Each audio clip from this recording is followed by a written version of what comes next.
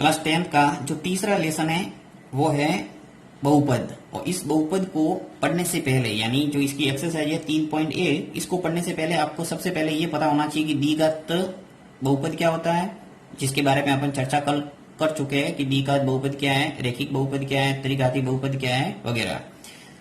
आज अपन पढ़ेंगे शून्यकों और गुणांकों में संबंध, क्योंकि प्रश्न के अंदर आपको ये पूछा जाएगा कि किसी बहुपद की शून्यकों और गुणांकों के बीच संबंध की सत्यता की जांच कीजिए। पहली ही एक्सरसाइज के अंदर आपको यही प्रश्न पूछा जाएगा। तो सबसे पहले आपको ये पता होना चाहिए कि किसी बहुपद की शून्यकों और गुणांकों में संबंध क्या होता है। तो उसके लिए आपको देखना है कि यदि किसी द्विघात बहुपद जैसे ax² plus bx plus c के शून्यक अल्फा तथा बीटा हो, तो देखिए ये जो आपके लैटिन भाषा के शब्द है इसको बोला जाता है, जैसे ये क्रॉस वाला जो सिंबल है इसको बोला जाएगा अल्फा, और ये जो बी टाइप का अक्षर है, अल्फाबेट टाइप है, इसको बोले जाएगा बीटा। तो ये आपको ध्यान रखना है, अल्फा और बीटा। यहाँ साइड में थोड़ा लिख के मैं बता देता हूं आपको। चलिए, इसको बोला जाएगा अल्फा और ये है बीटा। तो जब भी ऐसे सिंबल आते हैं इसको याद रखना है।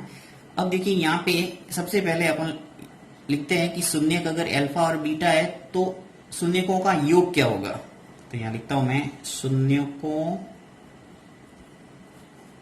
का योग, यानी शून्यक अगर अल्फा और बीटा है तो शून्यकों का योग क्या होगा। तो अल्फा प्लस बीटा, मैंने दोनों शून्यक जोड़ दिए, देखिए अल्फा और बीटा दोनों को जोड़ा तो आपके आना चाहिए वो है -b/a।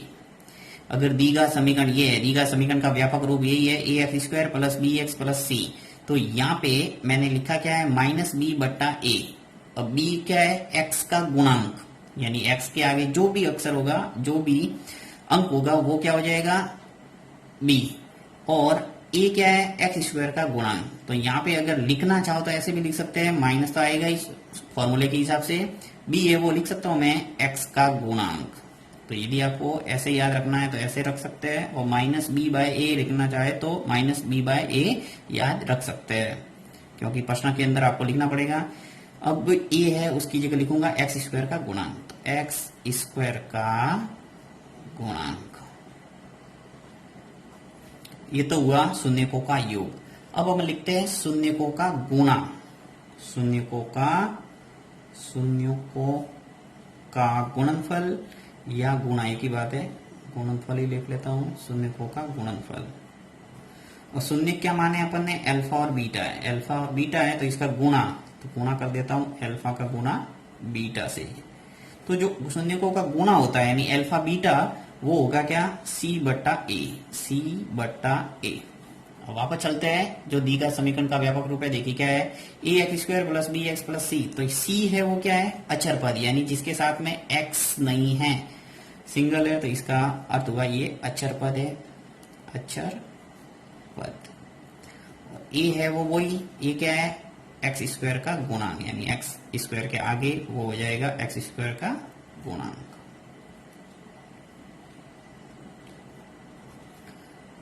तो ये तो हुआ आपके शून्यकों और गुणांकों के बीच संबंध। अब मैं आपको एक द्विघात बहुपद ऐसे ही एग्जांपल लेके समझा देता हूं कि अगर अपन शून्यकों का योग और शून्यकों का गुणनफल लिखना चाहे तो किस ढंग से लिखेंगे। तो देखिए यहाँ पे मैं एक द्विघात समीकरण लिख लेता हूं ऐसे ही। फॉर एग्जाम्पल मान लो 5x² प्लस 3x प्लस 10, इस टाइप का कोई द्विघात समीकरण है। तो इसका अगर अपन को लिखना है शून्यकों का योग और शून्यकों का गुणनफल, तो किस ढंग से लिखेंगे। देखिए सबसे पहले मैं लिखता हूं शून्यकों का योग, शून्यकों का योग। अब शून्यकों का योग लिखना है, यानी कि मुझे लिखना है alpha plus beta, alpha plus beta, यानी क्या लिखूंगा, -b/a। तो -b है वो क्या है, यहाँ पे देखिए व्यापक द्विघात समीकरण से तुलना करना है इसकी। व्यापक द्विघात समीकरण क्या है, ax² plus bx plus c, यानी x² के आगे है वो क्या है, a, तो यहाँ पे x² के आगे क्या है 5, और x के आगे है वो b है, तो x के आगे कितना है यहाँ पे 3, तो मैं लिखूंगा माइनस, तो ऐसा कैसा आएगा, और b के आगे, b की जगह आ जाएगा 3 और a की जगह आ जाएगा 5। तो ये हुआ आपके शून्यकों का योग। और इसी प्रकार आप लिख सकते हैं शून्यकों का गुणा। तो यहां लिख लेता हूं मैं शून्यकों का गुणा, यानी कि अल्फा और बीटा।